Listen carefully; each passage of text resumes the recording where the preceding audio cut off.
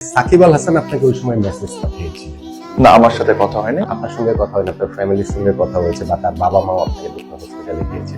আমরা জানি যে বিভিন্ন কারণেই সাকিব এবং আপনার সেই সম্পর্কটা হয়তো আগের জায়গায় নট নেসেলে যে সবসময় একরকম থাকতে হবে, এইটা আপনার জন্য আসলে পরবর্তীতে যখন শুনেছেন কতটা হার্ট টাচিং?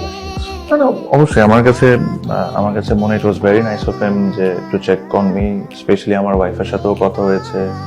অ্যান্ড দেন ওনার আব্বা আম্মা দুইজনই আমাকে দেখতে এসেছিলেন। আনফরচুনেটলি আমার সাথে দেখা হয়নি, বাট ওনারা হসপিটালে ছিলেন। It's again I am thankful to everyone. প্রত্যেকটা মানুষের প্রতি আমি thankful.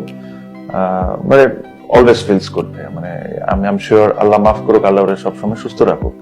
But if anybody in his family goes through this, I'll be one of the first one to go, for sure.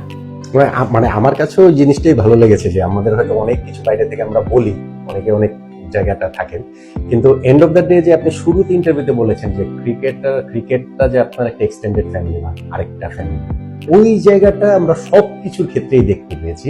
Even সাকিবের এটার ক্ষেত্রে আমরা আসলে ওইটা মাশরাফি ভাইয়ের কথা বলেন। মাশরাফি ভাই মানে আমি খুবই ক্লোজ মানুষ থেকে শুনছি, সে বলে 2 দিন ধরে কান্নাকাটি করছে খালি যে আমার এই অবস্থা শুনে। সো উনিও রেগুলারলি আমাকে he was also checking on me.